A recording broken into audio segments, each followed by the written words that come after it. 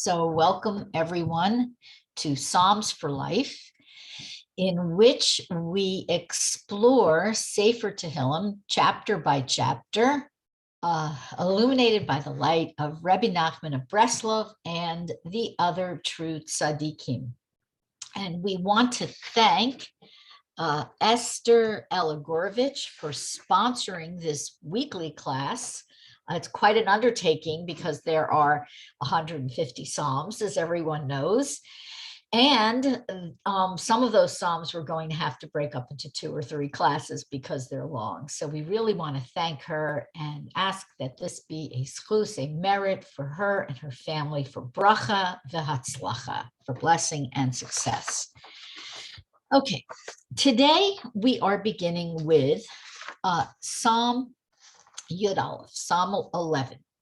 And I'm going to tell you the Segula for this Psalm is protection against danger and protection against Rashaim, against wicked people, evil people who are up to no good. So as we know, as a reminder, Rebbe Nachman tells us to find ourselves in any Torah text, whether it's his lessons, whether it's Sefer Tehillim, whether it's the book of Psalms or any other text. And so we are going to understand that this is David HaMelech's, King David's personal experience expressed, his spiritual experience, his history is in this psalm as well. But for us, our way of getting the juice out of Psalms is to see ourselves in it. And when we see enemies and danger and anything like this, any of sickness even, when we see these words, we are certainly welcome to view them as external, but we dramatically benefit from on a spiritual way as well as a material way, but primarily a spiritual way when we focus on seeing ourselves and seeing the enemies and all that is the Hara and anything that's going to take us away from living with Hashem, aligning with Hashem, living with his Torah. Okay. So we're going to start with this short but amazing psalm, verse 1, and we're going to try to get through it all today. Lam natsech leDavid b'Hashem chasisi ech tomer lenafshi nudi harchem tzipor. So we know what Lam natsech is. We've discussed it previously. To the conductor for David or of David. Hold on one second. I'm letting somebody into the room. How do you say to my soul, flee from your mountain or wander from your mountain, you bird? Okay. So David said, I took refuge in the Lord, and then asks, how do you say to my soul? Okay. So David's beginning right away. I took refuge in Hashem. Hashem is where I go to take refuge. So how do you, my enemies, yell at my soul, say to my soul, hey, flee from that mountain, wander from that mountain, you bird, you Tzipor. So what is going on here? So David is expressing the fact that his refuge, his place of stability is Hashem. And it's like a mountain to him, okay? He's standing on a mountain. He is a mountain because the rock is Hashem. That is his firm place. And if you look at Mount Everest, okay, it doesn't look like it's ever going to crumble, okay, because it's huge, it's massive, it's rock, it looks permanent. As a matter of fact, mountains and perhaps oceans are the most permanently huge features that we can see on Earth, not speaking about the sky. And yet the enemies are asking him, go from your mountain, you're a bird. Okay, they're calling him a tzipor. What does that mean? So they're not calling him a yonah, they're not calling him a dove. They're not calling him an oaf, a fowl, another type of bird like a chicken. They're calling him a tzipor. What is a tzipor? A tzipor flits from place to place. A tzipor is a chattering bird, and it's a bird that goes from place to place to place. It's a wandering bird. It's like the old expression, the wandering Jew. And David is telling us, hey, I don't have to wander. Hashem's my refuge. He's my mountain. Now, this week is Shabbat Shira, Shabbat Shira. And in shul this week, we will sing Shira, the splitting of the Red Sea. And there's more too. There's the 10 Commandments. And there's also a very special custom this Shabbos, and that is to feed the birds. And I would like to just briefly explain this because it's relevant in a way. We're saying the psalm now, so let's talk about it briefly. So we don't actually feed the birds on Shabbat, because that would be violating one of the 39 malachas of Shabbat. That would be violating trapping. Okay, because when you feed an animal that you don't own, you are entrapping it. And the idea is we feed the birds, if this is our custom, and you're certainly welcome to adopt the custom or follow your family's custom, Friday afternoon, shortly before Shabbos begins. Why?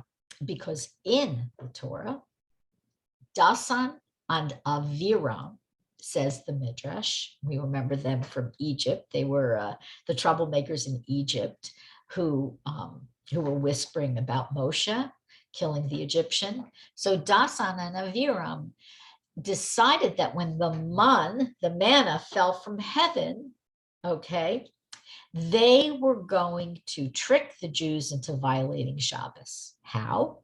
So we know that when the man fell, that every day enough fell for each person, and each person was supposed to just take their requirements for themselves or their family that day, and not to hold any over for an additional day. And Erev Shabbos, the man fell, and there was enough also for Shabbos, for Shabbat.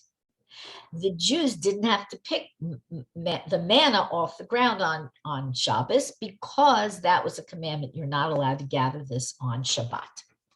So Dasan and Aviram, okay, they were troublemakers. So what did they do? They woke up very early on Shabbat morning, and they sprinkled some of their Shabbat man, on the ground, so that the Jews would be incited to go and violate the very first sort of official Shabbat. However, the birds came along and they ate up all the man. And so on this Shabbat, we thank the birds, so to speak, by setting out wheat or breadcrumbs before the Sabbath begins.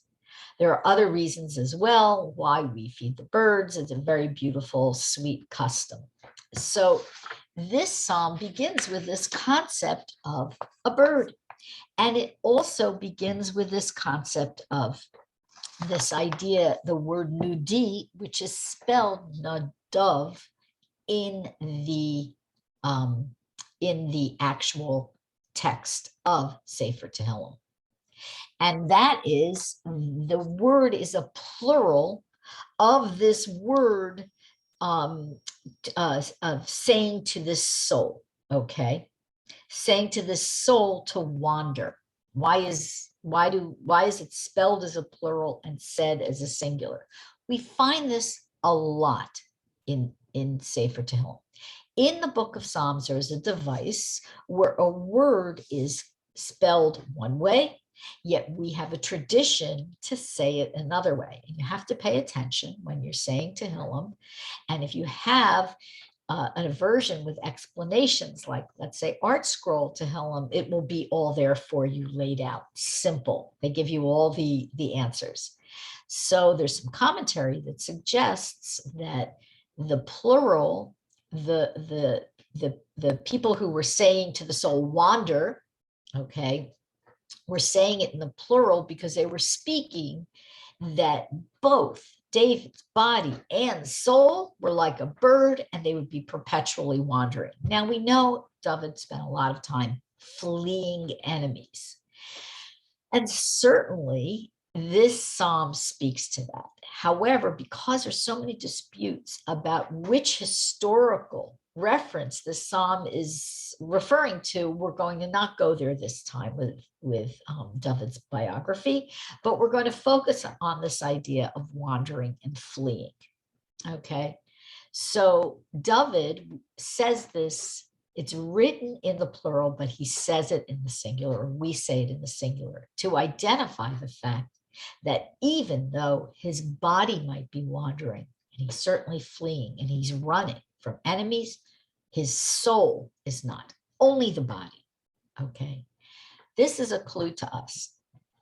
This psalm really, I hope I'm able to have so much great information on this psalm. It's so short and sweet, but I don't know if I'll get to every verse, but the general idea is that if Hashem is our mountain, if Hashem is our makom, our place, then even if our body is going here and there like a bird flitting from one place to another in search of sustenance, our neshama, our nefesh in this case, our soul isn't.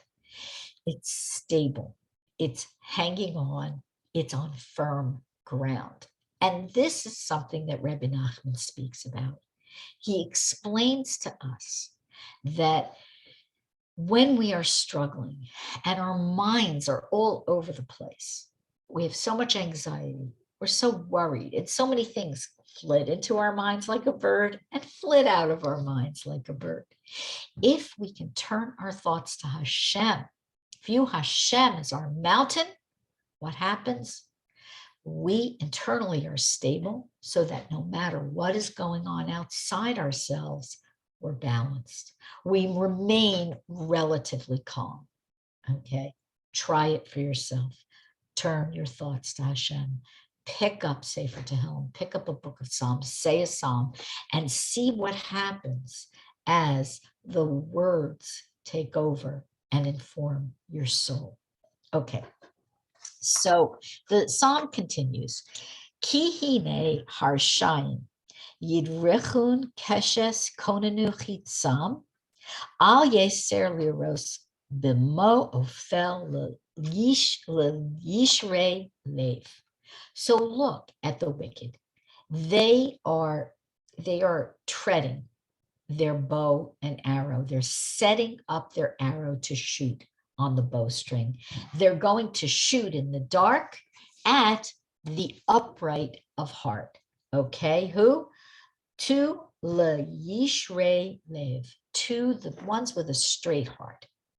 You look around, we see the wicked. Again, if we're really looking at this with Rebbe Nachman's advice in mind, we're seeing the parts of us that are pulling us away from where we're headed in life. Okay, that part of us, we don't want to deal with that part. That is the part that's setting up an arrow to shoot us. Okay, there's another beautiful commentary on this, a powerful one. It's beautiful in a bittersweet way. It says, look, the wicked are putting their arrow in a bow to shoot at us. King David here was speaking about the gossip mongers, the ones who spoke Lashon Hara, evil speech, gossiped about him, distorted his motivations, insulted his honor, just tried their best to ruin his name. Of course, they didn't succeed. And so arrows in a bow often stand in as a symbol for Lashon Hara. Okay, so what does this say to us if we're going to look at this internally? So yes, of course, if somebody else gossips about us, it's certainly very painful. As a matter of fact, it feels like an arrow has entered our heart, okay, or behind your back, depending on the situation. But for us, it's a reminder of two things. One is, let's not speak Lashon Hara. Let's not speak negatively about any of our brothers and sisters, okay? Let's not do it. And then next, let's not aim that arrow internally at ourselves, in the dark, okay, at our own selves. Because if we start to beat ourselves up, we're also going to lose that connection with the mountain, and we're going to fall off the mountain. We're going to be wounded. We have to also take care of ourselves. We have to do both, other people and ourselves. Okay, next.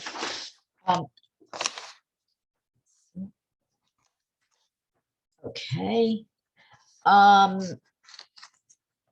Okay, so Naomi says, like the lost princess running from the poison arrows to the water castle. What? Okay, so actually, I'm going to answer Naomi's question briefly here. If anybody can't see Naomi's question, it's in the chat. Okay, she asks, you just have to click on chat on the bottom of your screen or top of your screen, depending what app you're using. Like the lost princess in Rebbe Nachman's story, Aleph, the first story, running from the poison arrows to the water castle, what does she represent? The upright of heart, ourselves at our best. So the lost princess is representative of a few things very briefly. The Shechina, Am Yisrael, the Jewish people. She's representative of the Messianic era and so on. But she is also representative of our neshama, our soul, our nakuda tova, our good point. And so when we read this and we take a look at the lost princess, and we look at her in relationship to this psalm, what we can find here is the idea that arrows of our own making can take us off the path and destroy us. The water castle itself, and if we're going to refer to it, is going back to the first verse, which I mentioned, which we can view the water castle as the mountain. Okay, it's also the mountain in the end of the Lost Princess, but we can view it as the mountain, the place where we stand firm, and that is the place of Torah. It's a place of Hashem. It's a place of our relationship with Hashem. So thank you. You know, Naomi, that would be really fascinating to write about Tehillim, to write about Psalms in relationship to the stories. Okay, there are some definitive open links that the Rebbe and Rebbe Nachman of Breslov mentioned, but it would be nice to really go into it. Okay, so we're going to continue with, we have time to get to verse 3. Let me see what verse is, so I really want to try to get through it. Okay, so verse 3. What do I do with my paper? Trying to type everything now so I can read my handwriting. Okay. Ki hashasos yeharesun tzaddik ma pa'al. For the foundations were destroyed. So what did the righteous man do? Okay, the foundations were destroyed, and they prepared. They were preparing to shoot the person with the bow and arrow. And what are the foundations? So the foundations are those righteous people. What are righteous people? Tzaddikim. We're all potential tzaddikim. We're all potentially righteous. Okay. Rebbe Nachman, very, very special way of looking at the tzaddikim. He told his followers, you could all be tzaddikim. You have to work on it. Just work on it as hard as I've worked on it. As a matter of fact, in this generation, if we work on it even a little bit, we're halfway there, because it's such a hard generation. There are so many, many nefarious distractions. Okay, then we go. Hashem beheichal kadsho. Hashem is in his holy Heichal, his holy really temple in this instance. Hashem b'shamayim kiso einav yechezu afapav yivchanu b'nei adam. Okay. So I want to use a slightly different translation here. So Hashem is in his holy Heichal, his holy palace. Hashem's throne is in heaven, and his eyes are examining, in his pupils are examining as well, examining mankind. So David is talking about Hashem examining us, taking a look at the people who are aiming these arrows at him, and taking a look at us. And also, let's go into the psalm again with Rebbe Nachman's advice. We are scrutinizing. Let's align ourselves with Hashem. Let's examine ourselves. Let's make sure our hearts are straight. Let's make sure we aren't up to any shenanigans or antics or manipulations. Let's make sure we're Tom. Let's make sure we're simple. Naomi, another allusion to a Rebbe Nachman story for you, the sophisticate and the simpleton. Let's make sure we're simple. What is simple? Simple is wholesome. It's whole. It's sincere. We're not planning and scheming about what to do next and what to say. Okay. Just as Hashem, he's looking at us. He's looking for this in us. He wants to see the righteousness that we're capable of.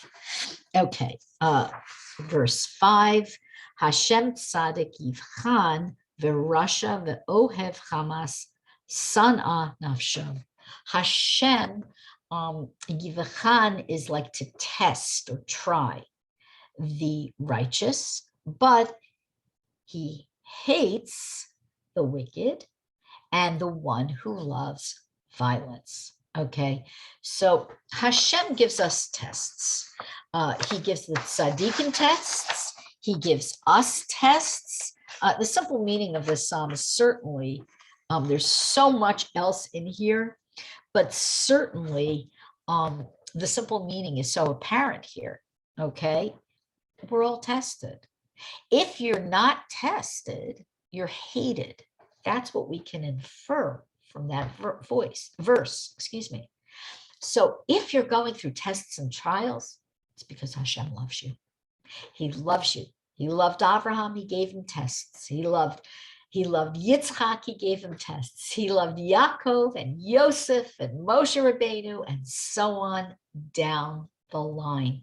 He gave them tests. He's giving us tests, certainly in this generation, very, very big tests. Why is he testing us? He's not testing us so that we get an A or we get an F. He's not testing us to pass or fail. That's not the purpose of the test. Okay. People say, oh, I was tested and I failed that test. That's a very simplistic way of looking at it. Okay, so the idea is like this. The idea is that the test is there for us to sort of pull out from us our potential. When we're tested, we can rise up and respond, or we can react from a place of fear and anger. Simple as that. So Suzanne says he wants the tefillos of those he loves to hear from. Absolutely. So suffering, absolutely, 100%. This is what Rebbe Nachman says also very clearly. All suffering comes from a lack of das, he says, from a lack of holy awareness, but also all suffering is there to increase our desire to turn to Hashem, to push us to turn to Hashem. And turn to Hashem in prayer, yes, Suzanne. Okay, yes, to turn to Hashem in prayer, but also to turn to all the teachings of the tzaddikim, especially Rebbe Nachman, that we've internalized, and to start to apply them, to stand like that mountain at the beginning of this psalm. Let's be like that mountain, that place of inner stability that I spoke about, or I should say rather, that David HaMelech is speaking about. Okay. Again, with the whirlwind going on around us, with the chaos, big world chaos, national chaos, community chaos, and personal and interpersonal chaos that we experience.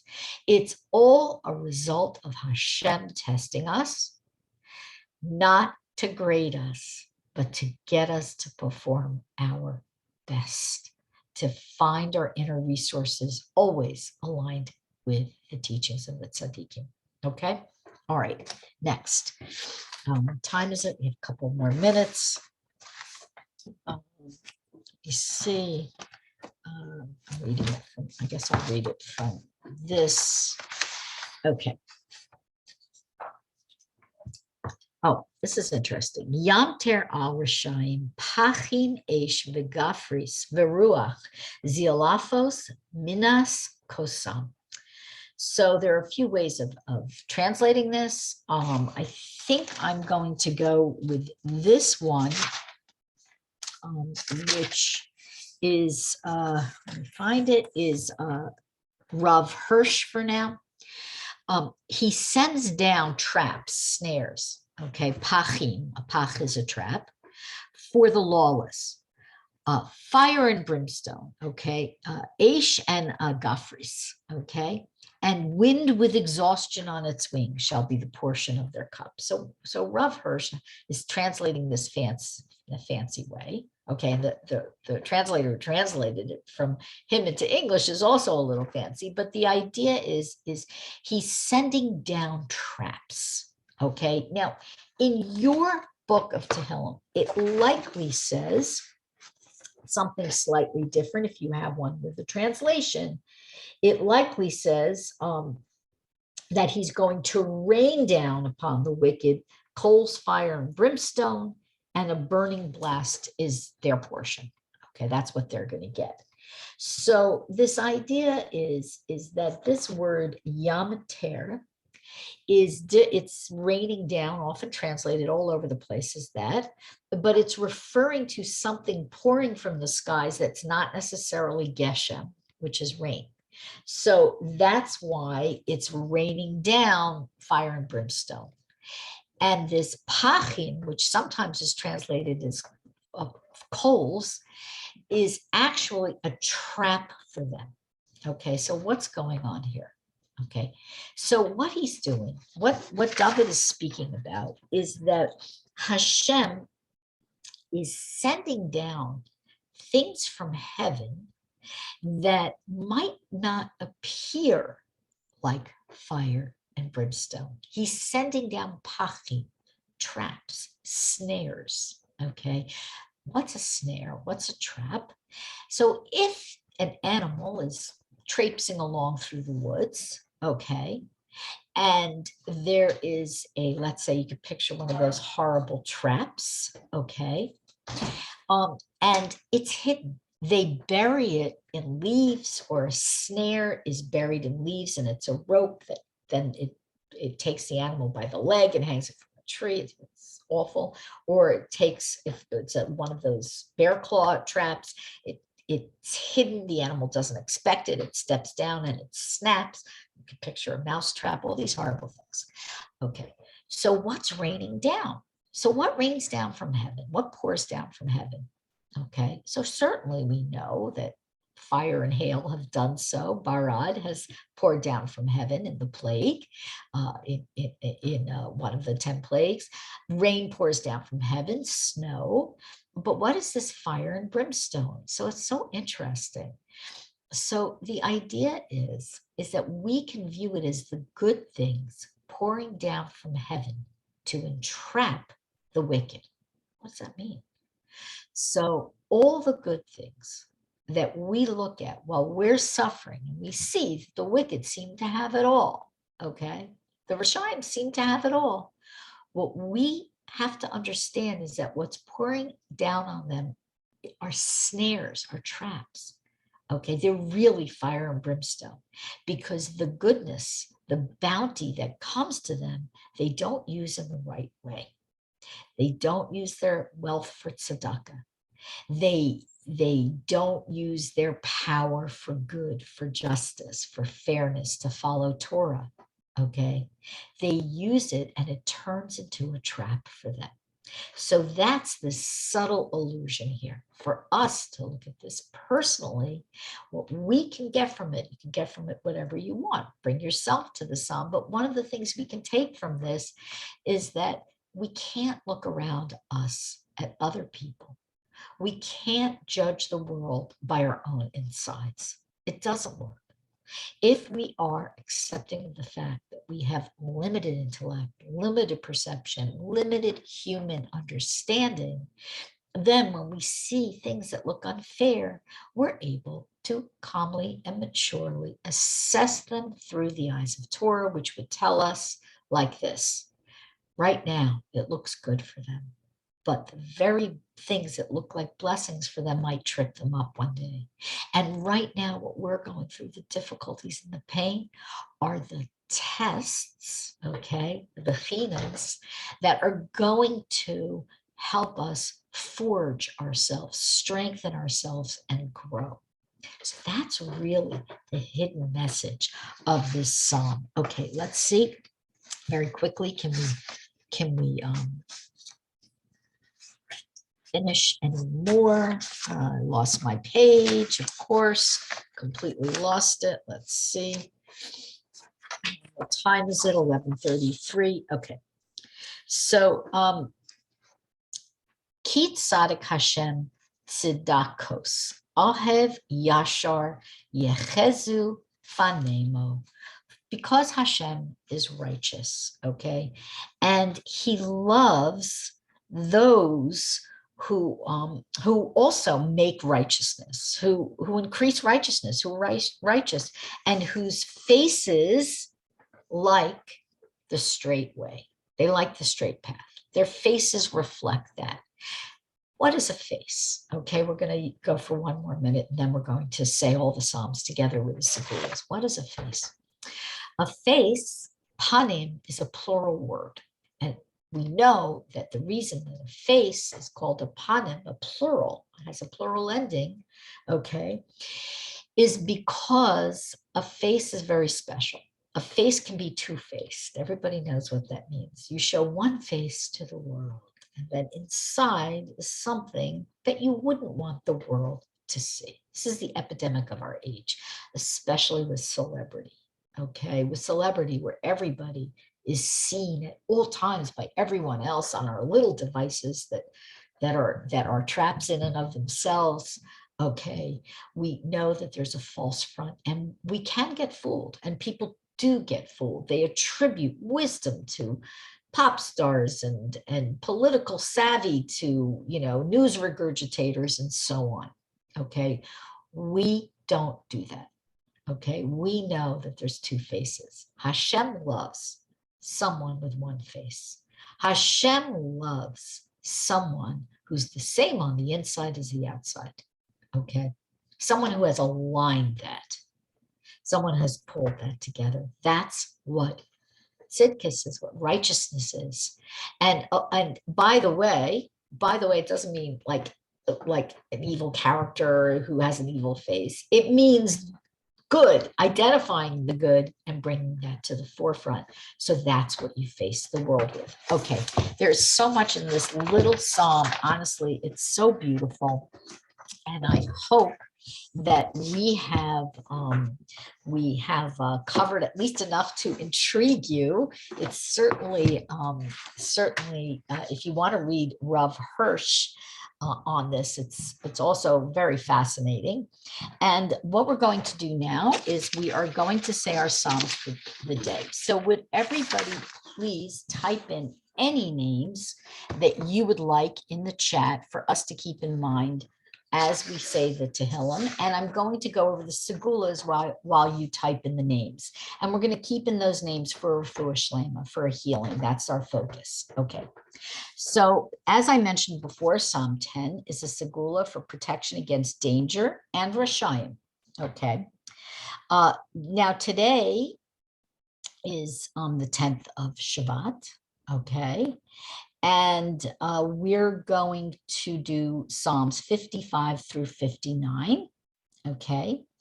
And Psalm 55 is Segula for justice for the enemies of the Jewish people. Anybody who's an enemy, anyone who's trying to take us away from Hashem and Torah, that's an enemy. Okay. As well as anybody who's trying to hurt us physically, that goes without saying. 56, for help against the Hara. Very special psalm for that. Also for help for someone in prison. Now, what does the Hara do? It wants to haul us off to prison, God forbid, in our own internal prison. Okay. Psalm 57 for success, for Hatzlacha. It's a Segula for Hatzlacha. Psalm 58, interesting, protection against vicious dogs. And when we go and study and learn together Psalm 58, we'll find out why. Psalm 59, also help against the Hara. Okay, let me pause the recording and we will say the names out loud, and then we'll say Psalm 10 and 55 through 59. I want to make two brief announcements, very quick. Next Sunday night is Tu B'Shvat. I already spoke about Shabbat Shira this Shabbos. Next Sunday night is Tu B'Shvat. It's also Rebbe Nachman's birthday, and it's also a very special evening for those of you who like to have one of the seders. If you would like to look into it, you can text me. I'll tell you about them, how to do it. Also, Monday morning at 8 a.m. New York time, I'm going to be speaking for the Nishmas program on Zoom, and I will send out the link about Tu B'Shvat and creativity and starting over. And then Tuesday, we will have the Radiant Torah Parsha class, but we'll also have Tuesday evening a special event from the Inside Judaism series called Inside the Soul. And I'll be sending out information about that. It's all on the BreslovWoman.org website. Okay.